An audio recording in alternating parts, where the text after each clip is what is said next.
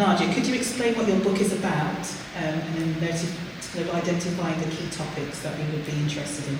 So my book, it's called Dance Histories, A Journey Across the Muslim Silk Road, and it's really the first book of its kind charting Muslim dance history, stories, Muslim culture, and there is this perception out there that either Muslims don't dance, that's just a concept that's just weird, they can't or they don't, or there's the Orientalist image of semi-naked women dancing in a sexualized way in front of an audience of strange men.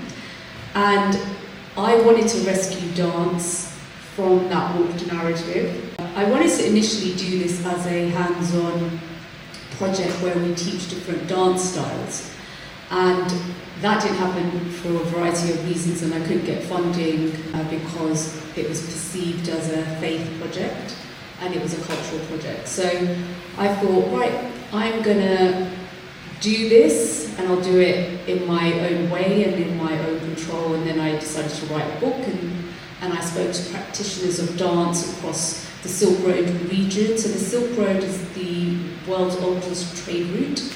So I charted a lot of the dance histories along that road. And I knew from my perspective that Muslim dance exists because I have seen it, I have danced it. I grew up being surrounded in a multicultural Muslim environment, and dance featured heavily. So I think this bit from the book kind of explains, so I'm just going to do a quick reading. Dance plays a huge role in my Indo-Pakistani cultural heritage and also my Muslim heritage. This might seem strange to some, as dance can be a controversial and loaded topic. However, through the pages of this book, I will explore the rich culture of dance that has existed for centuries. I will also explore how Muslim dance has travelled along the Silk Road and has led to many shared features across Muslim cultures. These connections are intrinsic to history, and more specifically to the history of Muslim trade and migration. I will also reflect on how this past is part of my story.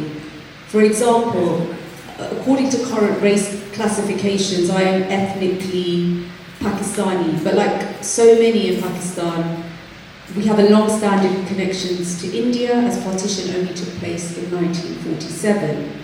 My story is more than man-made borders. The history and heritage of Muslims in India stretches back to over 1,000 years, as Muslims first arrived on Indian shores in the 8th century, led by Arab leader Muhammad bin Qasim, who established the Islamic province of Sindh. Since then, there have been many other Muslim rulers from Afghanistan, Central Asia, Persia, and from Turkic cultures that have left a legacy in South Asia. There's more, but I'll summarize it, is that I grew up in this diverse multicultural environment and different Muslim cultures, and I was mesmerized by this dance of different cultures, and a lot of them felt familiar, even though they were from different areas around the Muslim world. And I felt that there was a common thread of Muslim culture, which I can go into deeper because people don't often understand what that means. But it's a culture that is primarily evolved through the concept of faith, the oneness of God and spirituality that you will see across the Muslim world, that is a core across all the different cultures. So some of the key themes in the book that I explore are identity and reclaiming identity, Orientalism and colonialism, women and dance, and dance's history, dance's memory, and dance's identity.